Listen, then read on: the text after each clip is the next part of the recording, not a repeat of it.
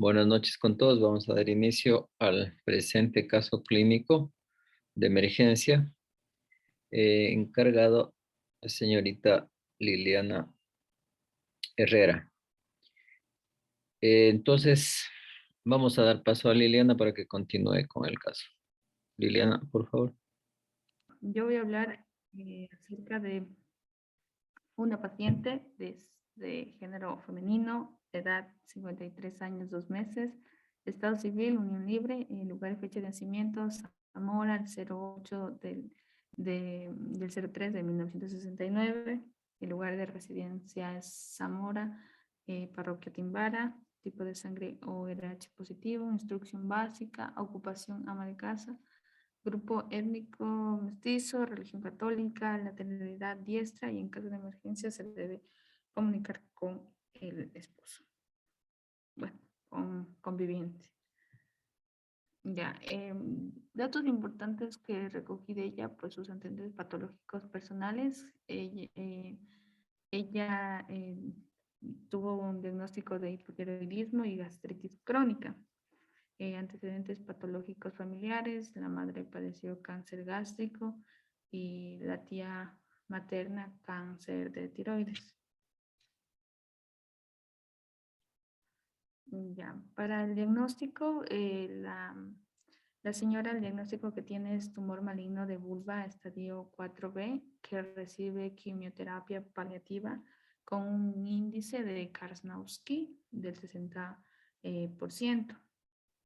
En realidad, pues como recordaremos, su estadio 4B ya es una metástasis a distancia, es decir, que alcanza órganos distantes y principalmente invade los ganglios pélvicos y vasos importantes de la pelvis.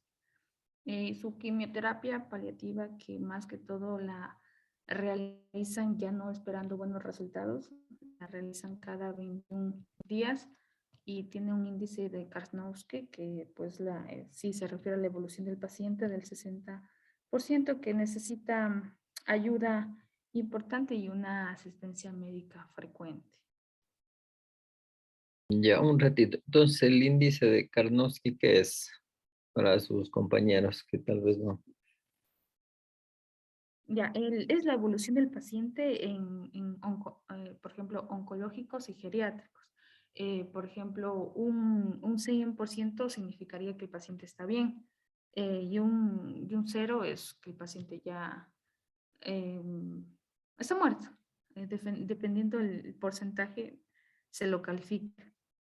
Y pues ella en sí está en un 60% que necesita ayuda importante y una asistencia médica.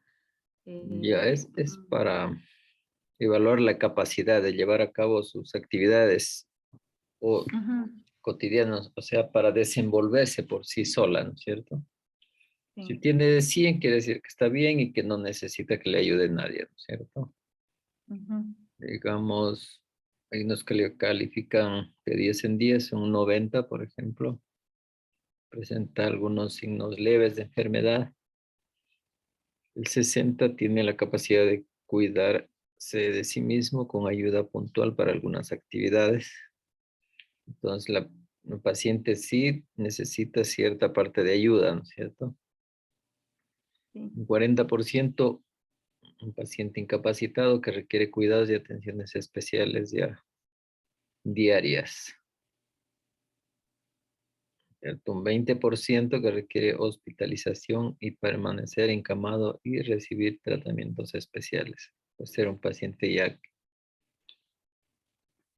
que en UCI, por ejemplo, ya porque requiere tratamientos especiales, ya no pueden tenerlo en la casa. ¿Sí? Entonces, de eso se trata este índice de Karnofsky. Claro que es muy utilizado en Solca, ¿no? Pero se lo puede utilizar a cualquier nivel. Ahora, para la calificación también de pacientes con discapacidad, también se utiliza esta escala de Karnofsky para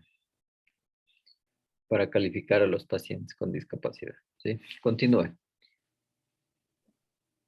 Ya, en sí, bueno, voy a hablar sobre el resumen del cuadro clínico. Esta visita la realizamos hace como unas 3 semanas y pues esto fue que se comunicó por teléfono con el doctor.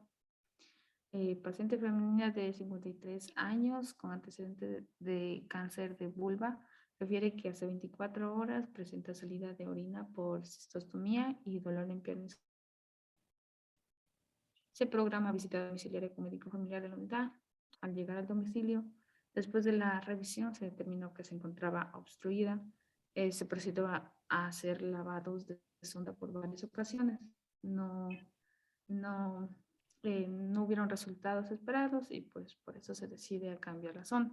Los signos vitales de la paciente después de hacerle el procedimiento se encontraban estables. Una presión arterial 130/89, una frecuencia cardíaca de 70 latidos por minuto, frecuencia respiratoria de 20 respiraciones por minuto. Es 36, una temperatura de 36, no 37. Y saturación del 97%. Ya, los signos vitales tenían que tomarle antes del procedimiento, no Sí, después. pero pasa que la señora, a ella se le cambia la sonda cada 15 días y por cuestiones, ella tiene seguro campesino, pero por cuestiones del doctor no le habían podido cambiar y se le estuvo cambiando como a los 20, 22 días y la señora presentaba dolor y porque no estaba evacuando por la sonda. Entonces lo primero que hicimos es ayudarle con ese problema. Bueno, la doc lo decidió así y luego tomarle los signos. Ya, ¿qué consecuencias puede traer si no se le cambia Ya, frecuentemente eso la voy a sonda? hablar, doc, un Ya, poco. ya Bien, sigue. como el procedimiento fue un cambio de sonda por cistostomía, voy a hablar acerca un poco sobre la cistostomía. ¿Qué es? Bueno, en sí consiste en una inserción de un catéter en la vejiga a través de la piel del abdomen para que pueda eliminarse la orina de su interior. Es importante resaltar que la cistostomía puede ser temporal o permanente. Definitiva, esto sí va a depender. Actualmente se conocen varias técnicas para llevar a cabo este procedimiento, pero la más sencilla y práctica se la realiza a través de la vía percutánea, es decir, a través de la piel y pues se conoce como cistotomía suprapúbica.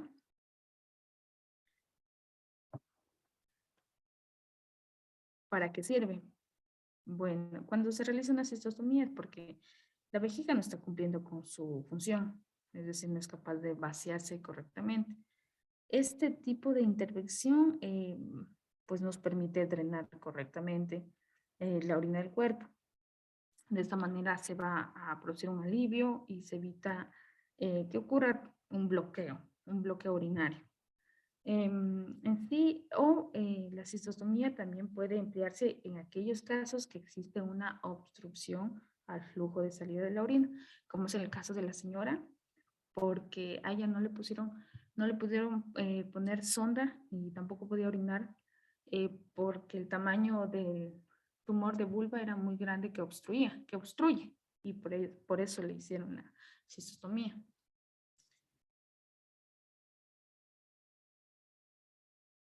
Ya, ¿cómo se realiza la cistostomía? Para que sea más... Ya, les voy a presentar un video. Si están viendo la pantalla, alguien que me confirme, Sí, porfa. por favor. Ya, ¿cómo se hace una cistostomía? No tiene audio el video, lo voy a leer yo. Se aplica anestésico local.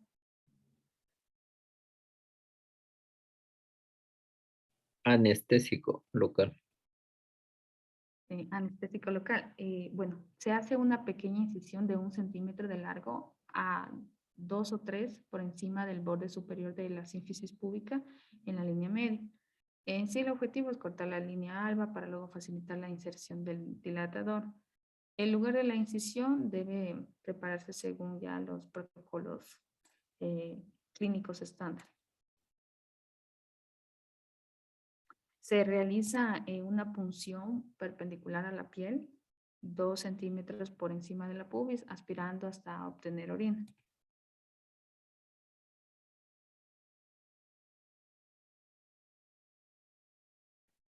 Se retira la jeringa dejando la aguja en la vejiga. Se introduce la guía de alambre por la aguja al interior de la vejiga.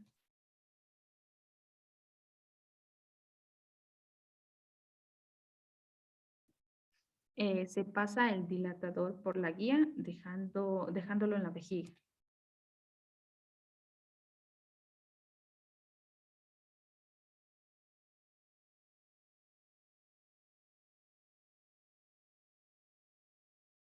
Ya, el dilatador y alambre guía se extraen de la vaina exterior.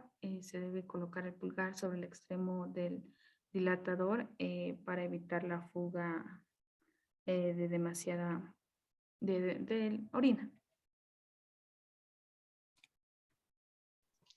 Lili, perdón que te interrumpa, no se ve el video, o solo yo no veo. No está el video. Ah, no está. Es que lo estoy compartiendo. Ya, y pues se hace una pequeña incisión de 1 centímetro de largo a 2 o 3 por encima del borde superior de la sínfisis púbica en la línea media. El objetivo es cortar la línea alba para luego facilitar la inserción del dilatador. El lugar de la incisión debe prepararse según los protocolos clínicos estándar.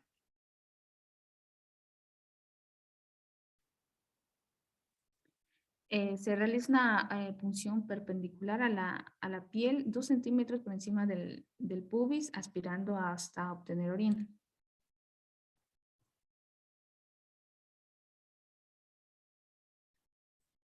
Se retira la jeringa dejando la aguja en vejiga.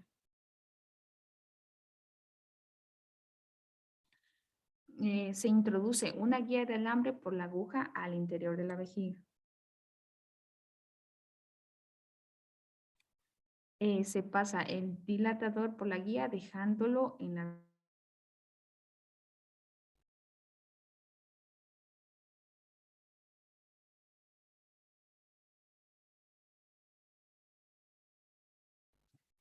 El dilatador y alambre guía se extraen de la vaina exterior. Se debe colocar el pulgar sobre el extremo del dilatador para evitar que la fuga de demasiado líquido.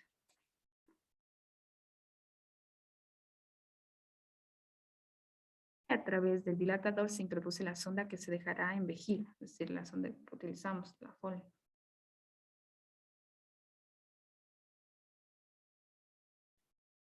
Y por último, con un movimiento giratorio, retirar la jeringa y guiar la vaina. Se guía a lo largo del eje hasta que quede en el exterior del abdomen. Luego se separa y se retira la vaina del catéter.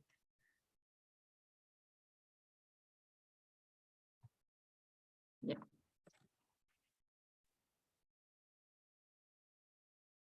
Ya, está muy bien el video, pero tenemos que ir en orden, ¿no es cierto? ¿Cuáles serían las indicaciones para realizar una cistostomía? Indicaciones, una de ellas y las principales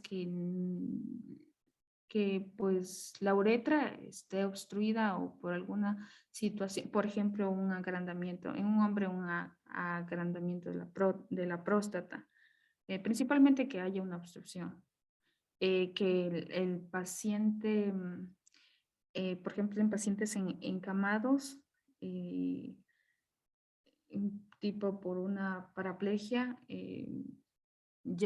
se debe considerar poner una cistostomía porque la uretra por el mismo tiempo no se la puede dejar mucho tiempo porque puede stenosis, debilitamiento, infecciones,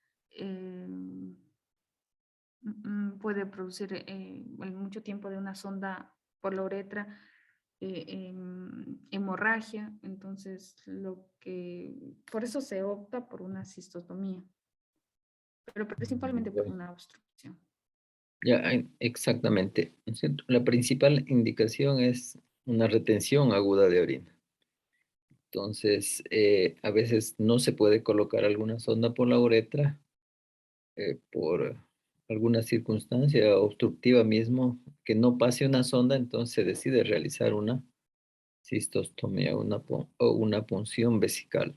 Que es entonces, uno de los requisitos para realizar esta es que la vejiga esté llena, ¿sí? Porque si la vejiga está vacía, no vamos a poder realizar la punción. Ya, hay otras indicaciones también que se puede realizar esta cistostomía, por ejemplo, en vejiga neurogénica, pacientes con incontinencia persistente, con reflujo vésico-uretral y pacientes que se requiera mantener la continencia, ¿no es cierto?, para evitar por algún riesgo de infección o alguna lesión que se tenga a nivel del periné, ¿sí? Para evitar alguna complicación de una infección, ¿sí? En este caso puede realizarse, por ejemplo, en pacientes con úlceras también. Un paciente que sea incontinente y tenga una úlcera, entonces mejor realizarle una talla vesical, también se llama esto, ¿no es cierto? Colocar una sonda a través de una punción, a través de la pared, llegar a la vejiga, ¿cierto? A través de la pared abdominal. Entonces, de esta manera se deriva la orina por la pared abdominal y se evita la contaminación abajo. Entonces, esas serían las indicaciones. Ya continúe, Liliana. Ya. ¿Cuáles son los riesgos? Bueno, en sí, todo procedimiento puede presentar complicaciones o riesgos después que se culmina la intervención. La cistostomía tiene riesgos como hemorragia en la orina, irritación de la vejiga a causa de la sonda. De hecho, la señora sí presenta hemorragia en la orina, dolor en la vejiga. Bueno, de los riesgos también hay hematomas en los músculos tras la introducción del catéter, atasco de catéter por torsión del tubo e infección urinaria, que la señora también ha presentado durante el transcurso de la zona de la cistostomía. Ya, otra cosa, como se trata de una paciente con un neo, ¿no es cierto? Con cáncer, posiblemente también hayan metástasis o la extensión del mismo tumor provoque tal vez alguna obstrucción también por vecindad, por vía uretral. Entonces, todo eso hay que tomar en cuenta. Ya, siga. De hecho, la señora usa pañal porque tiene incontinencia, o sea, sí le sale orina por la uretra, pero obviamente con dificultad y pues el mismo hecho que siente dolor. Bueno, Ya, muy el bien. cuidado de la sonda suprapúbica. Bueno, ¿cómo se la cuida? Pues esto es más para los cuidadores, que en el caso de la señora son los familiares, las hijas. Bueno, y bueno, tanto como el personal de salud que va a hacer el cambio y recomendaciones que se les da a los pacientes mismos, a los familiares y a los pacientes. Lavarse las manos con agua y jabón antes y después de manipular la sonda. Asegurar el tubo de la sonda que no se enrede ni retuerza y que la orina fluya de la sonda a la bolsa de recolección de orina. Mantener la bolsa de recolección de orina por debajo del nivel de la vejiga. Asegurar la bolsa de recolección de orina no se arrastre ni se tire de la sonda. Limpiar la bolsa todos los días después de separarla de la sonda.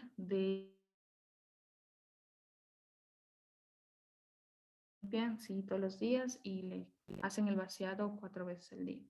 En ese sentido, los familiares sí son responsables. Ya, ¿cómo se cuida la infección? Bueno, se debe limpiar la zona alrededor de la sonda con agua y jabón una vez al día, que sí lo realiza. Y también,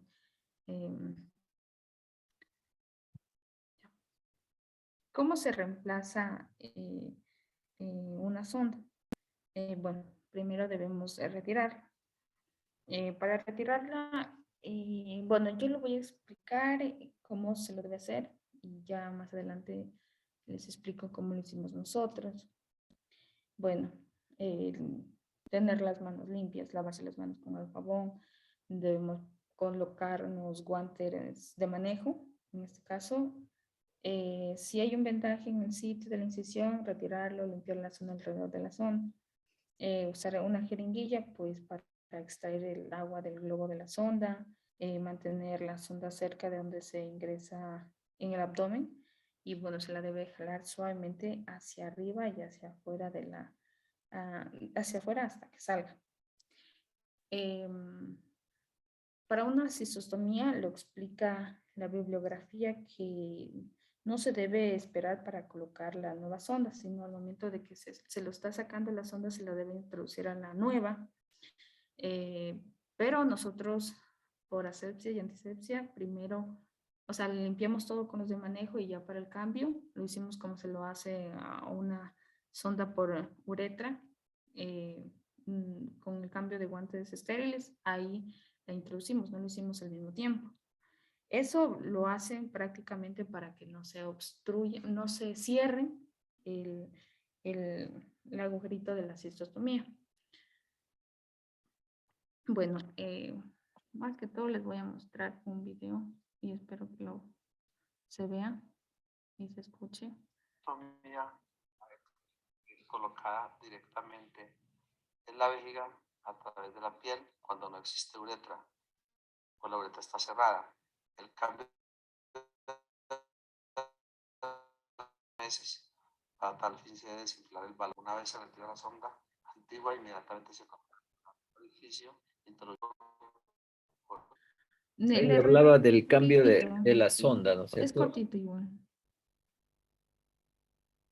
colocar en lugar. Todo alrededor. Y luego con guantes ya estériles le hicimos el cambio, colocando en el extremo de la sonda pues lubricante para poder introducirla y luego inflando el baloncito y comprobando que esté bien puesto, que no se salga. Y aquí es parte de la evidencia de lo que hicimos. Bueno, aquí en este momento estábamos intentando destapar la sonda. Entonces, era cuando le estábamos intentando, porque estaba obstruida, tipo haciéndole lavados para que,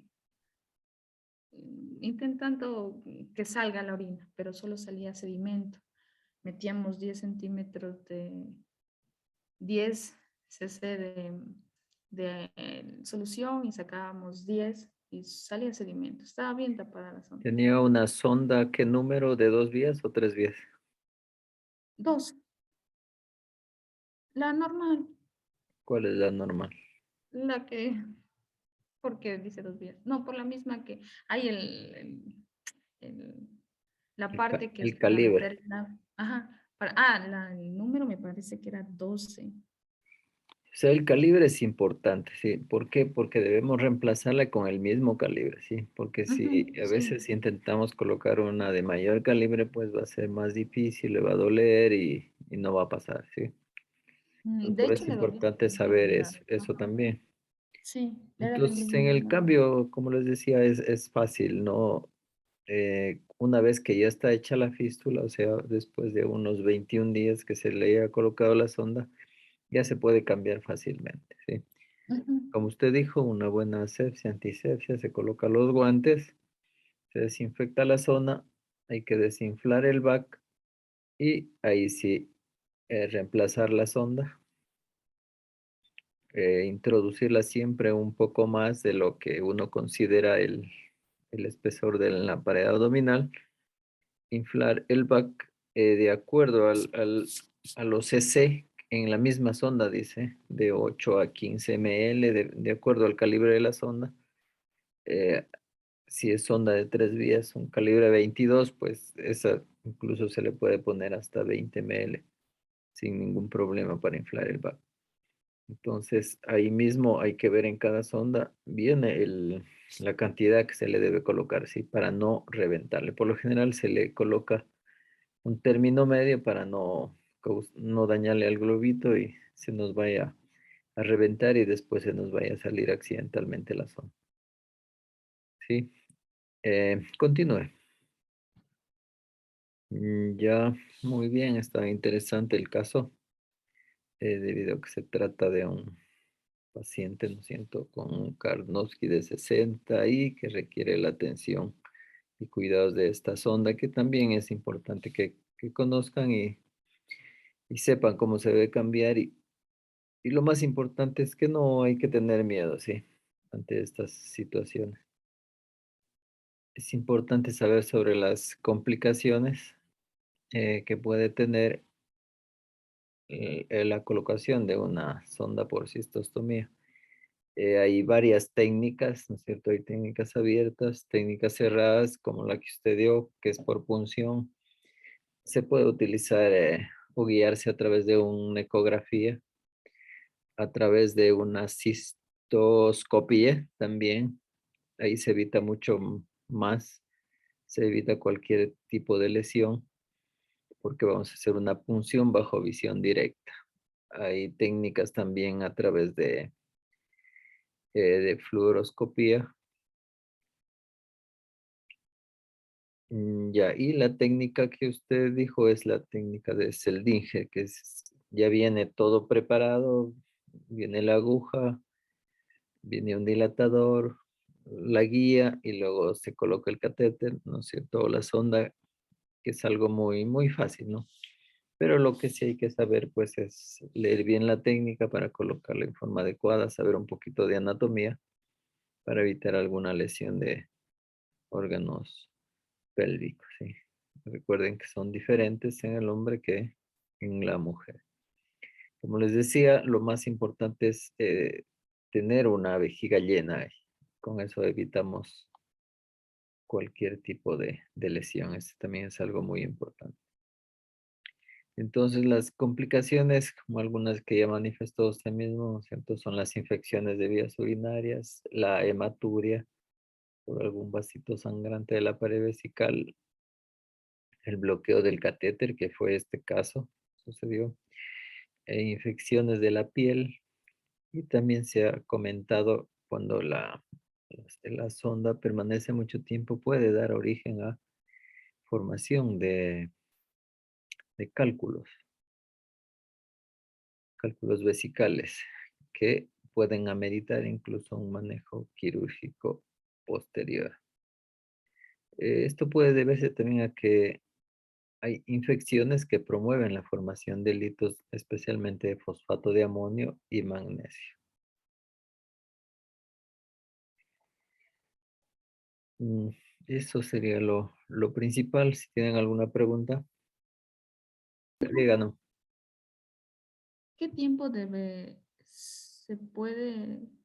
tiempo debe durar una sonda? La sonda normal, digamos, en un hombre, ¿qué tiempo? Un hombre que por situaciones está encamado y va a necesitar sonda definitiva. ¿Qué De una tiempo, sonda permanente. ajá, qué tiempo se recomienda antes de hacer una cistostomía que la tenga? O Y sea, cuando está bueno, por la uretra, dice usted. ajá, sí, porque estaba revisando y decía máximo 3 a 5 meses. No, Mm, usted. 3 meses, algo así, pero era corto, o se puede No más menos, tiempo. incluso es menos. O sea, la sonda de por sí no dura mucho tiempo, ¿sí? Cuando dejamos una sonda permanente o por largo tiempo necesitamos, hay dos tipos de sondas vesicales, ¿cierto? La sonda Foley y la Nelaton, ¿sí? La Ujú. Nelaton solo sirve para evacuar ese momento, nada más. En caso de alguna emergencia necesitamos evacuar, por ejemplo, pacientes posanestesiados que tengan retención aguda de orina, entonces coloca esta sonda que es dura, que no tiene baj, nada, entonces sirve solo para evacuar y ya, sí, inmediatamente se la retira.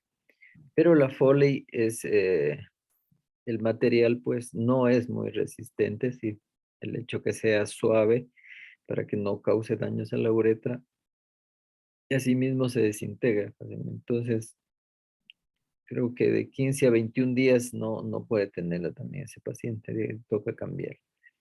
No, no, Como, sí, o sea, el cambio sí, pero, o sea, yo hablo en general, o sea, que con cambios, ¿cuánto debe durar una sonda por uretra? Con cambios cada 15 días, cada 20 días, ¿cuánto? claro, cada 15 días, máximo 21 días. Pero ya todo ese procedimiento, que todo ese cambio, cada 15, ¿cuánto en sí en total? Porque ahora le entendí la pregunta. Depende también mucho del tipo de paciente que tengamos. Hay pacientes que no tienen un buen aseo. Eh, por un lado, depende si la uretra hay alguna obstrucción o no. Depende del calibre también de la sonda. Entonces, no se la puede tener mucho tiempo haciendo este tipo de cambios. Y es por eso que se prefiere la talla vesical, se llama, o, o, o la cistostomía, sí, que es lo mismo. Colocar una sonda cuando ya va a ser crónica, sí, cuando ya el paciente no puede orinar por la uretra, no puede utilizar su uretra, pues entonces ahí se hace la definitiva. En unos 3 meses, Bien. sí, unos 3 meses máximo, para evitar muchas complicaciones, cicatrices mismo de la uretra, infecciones, porque hay mayor riesgo de infecciones por abajo, la molestia en sí, en el paciente. Doc, Entonces, hubo el caso de un paciente encamado parapléjico, de que sí, que la sonda ya la tenía un año, o sea, un año entre cambio de cada 15, cada 15, cada 15. La cuestión ya, es que esta vez se demoraron, creo, como 5 días más el seguro por alguna situación, entonces pidieron al puesto de salud timbar. Se le hizo el cambio y en lo que le introdujo la doc no estaba obstruido, no tenía ninguna obstrucción, pero comenzó a salir sangre. Le comenzó así de la uretra. Bueno, la doc pensó que era en la vejiga y ya pues se tocó llamar a emergencias y vino la ambulancia y se lo llevó. Por suerte solo eran en la parte proximal, pero lo que el doctor les reclamaba a los familiares es que ya necesitaba una cistostomía. Entonces, de lo que está viendo, existe una estenosis y la pared mismo de la uretra se debilita y puede haber estos traumas. Sí, ¿no? claro, justamente por eso, por evitar más lesiones en la uretra. Si es en el varón es mucho más complicado, ¿no es cierto?